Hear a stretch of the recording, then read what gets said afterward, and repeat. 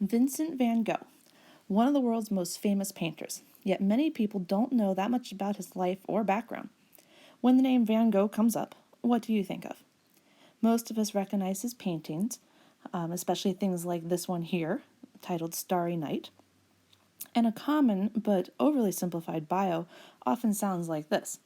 Oh yeah, I know that artist. He's the one who was crazy, ate paint, and cut off his ear. And sadly, that's about all I knew of him for many years. Plus, I didn't really personally care for his painting style. And if you combine that with the fact that history has always been one of my least favorite subjects, then you might understand why I never wanted to study Van Gogh or his work. So, how in the world did that change? How did I go from not caring pretty much at all to actually loving his story and his art? Well, I watched this movie, and it made all the difference in the world for me. I really can't recommend this movie enough. It really changed everything in how I understand and appreciate artists, which is kind of sad. You would think that as an art teacher that I would care about and understand art history and artists more than I actually do. But I'm a work in progress. I like to paint and draw, and I love teaching those elements to other people, but I don't really enjoy reading history. I never really have. And I'm working on that. And having to do these lessons for you guys is going to help get me out of my comfort zone. And I'm going to be learning right along with you guys. You can find this movie on YouTube. I think that's the only place I've been able to find a digital version of it. And it's about $12 if I remember correctly, but totally worth it. And again, I really, really would love for you to watch this movie. I usually watch it, have all my students in Art 1 watch this every year, and so it's killing me that I can't do it with you guys this year. So the next best thing is to beg you to watch it yourself with your families. This movie is long, and it does have some mature elements to it. Nothing outrageous, but parents will want to watch it with students, and I do have an edited version in the notes with all of the cuts and explanations of what scenes I do and do not show my students. And again, that's up to each individual family, but I will spell it out in detail, and you'll find that attached to the notes. Now, enough of me talking for a while. I'm going to have you guys watch a short, I think it's like 3-minute long little video here, giving you an introduction to Van Gogh. Today we're going to learn about the famous artist Vincent van Gogh.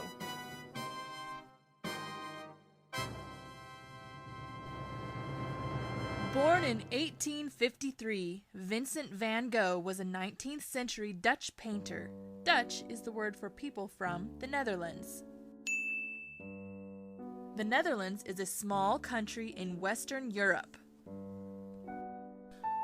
When he was a young man, Van Gogh traveled to France, England, and Belgium, but near the end of his life, he moved to France.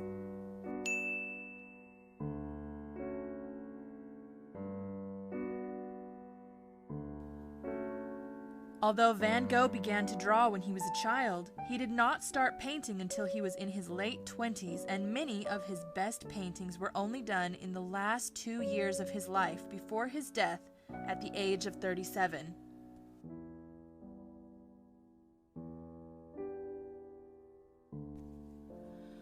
His work is very famous now, but while he was alive, most people didn't want his paintings. Vincent van Gogh made over 900 paintings while he was alive, but we only know about one that someone wanted to buy.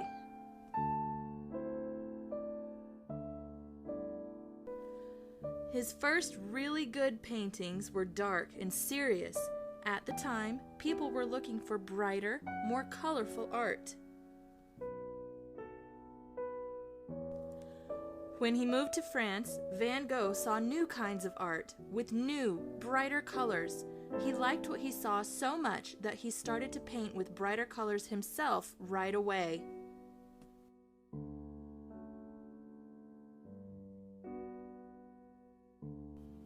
Later, he moved to the south of France, where the sunlight was very strong and bright. The beauty and color of the place he lived inspired him to paint it, and his artwork got even brighter and more colorful, full of new intensity and also full of emotion.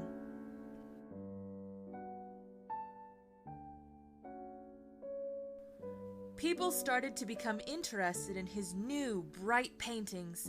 If he had lived longer, Van Gogh might have sold many pieces of art and could have become a very famous painter, but unfortunately, he died in 1890.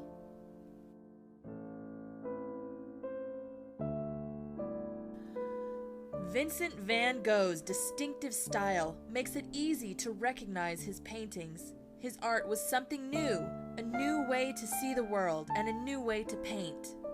Because of his paintings, a new form of art called Expressionism was invented, and his work still influences artists today.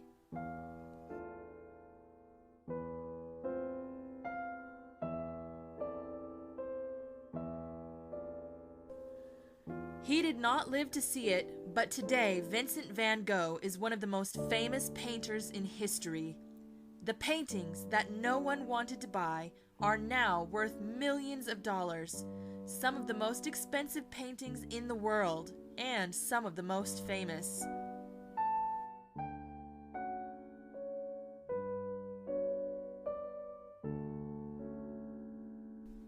I hope you enjoyed learning about the famous artist Vincent van Gogh and seeing some of his beautiful artwork.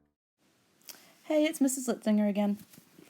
So, I hope you're a little more intrigued by learning about Van Gogh.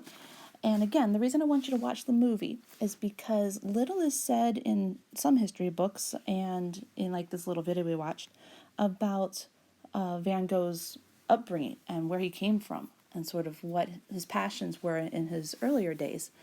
For example, I had no idea that he was a Christian. He came from a very biblically grounded family, and that he wanted to be a minister and was a missionary for I think it was about a year at least. I had no idea. So when the movie started out with those scenes, I was like, oh, well, this is interesting. I have never heard any of this before. I wonder if this is true. So it hooked me from the start, and then I also went looking for the information to find out if this movie was portraying things accurately or not, because I care tremendously about that. I'm not into fantasy stories when it comes to a portrayal of someone's life. And in my research, found out that it was very accurate. And I love true stories in movie form. So that hooks you at the very beginning, and it continues on to just show you what a misunderstood and kind of tragic life he had. It turns out that he did suffer immensely from several different types of personality disorders and mental illness, but you have to remember that this was over 100 years ago, and we didn't understand it back then like we do now, and he was not getting the kind of help that he needed. There certainly weren't the kind of therapists and medications that we are accustomed to having now. And so he really was just shunned by a lot of people, misunderstood, and just disregarded by society. Van Gogh's wild and passionate personality, combined with his mental health issues, really drove people away from him.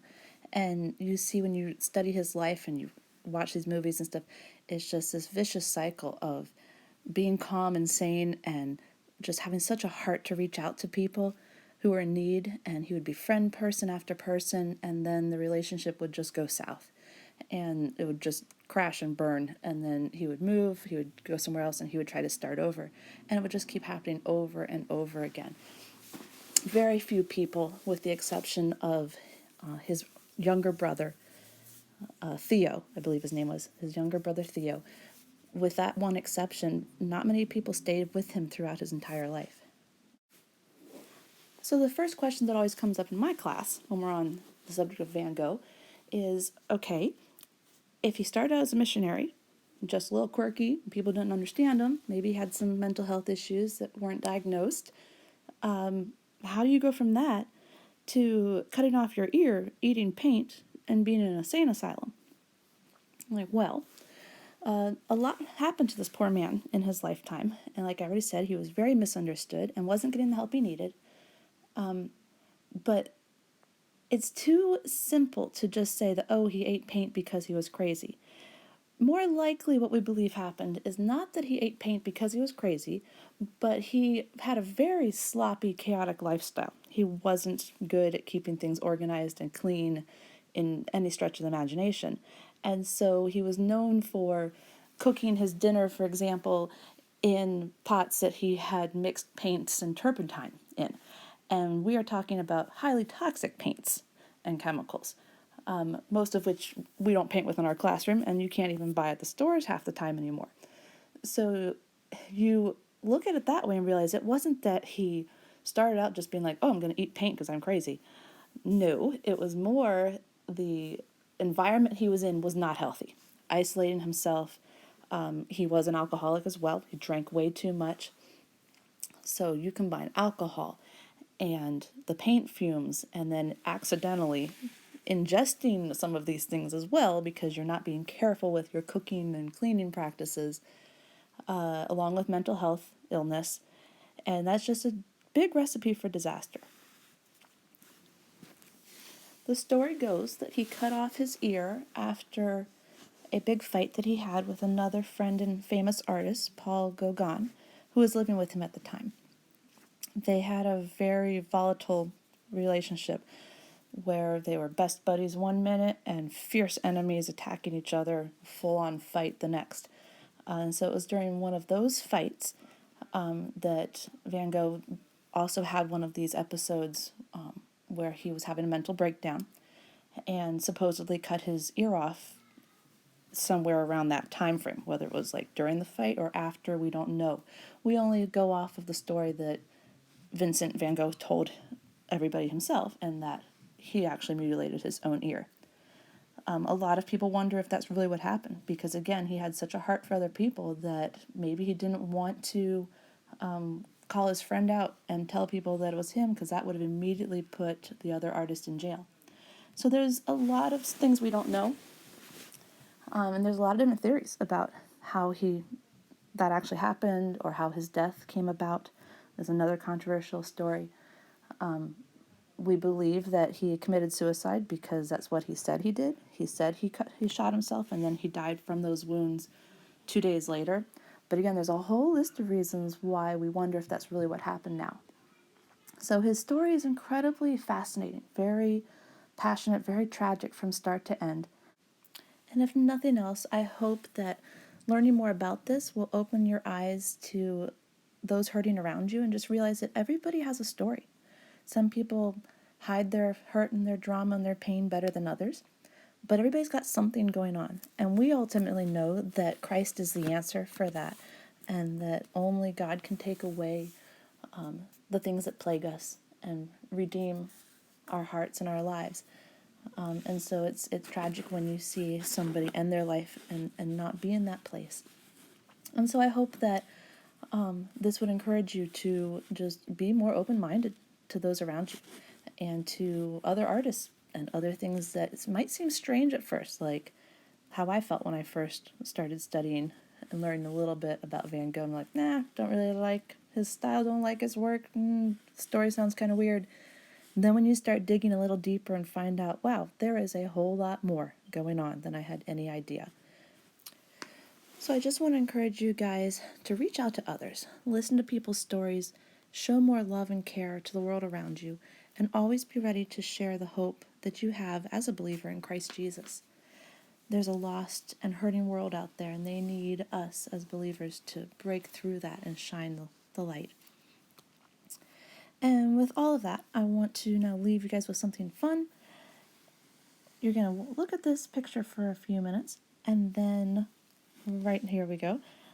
Some questions are going to pop up, and you're going to challenge yourself to see how much you can remember. How observant were you really when you were looking at that painting? So before you answer these questions, you might want to pause it, go back, study that little picture again of the bedroom scene, and then challenge yourself here. And that's all I've got for you guys today. As usual, your homework will be due a week from the release of this video, and instructions will be on Google Classroom.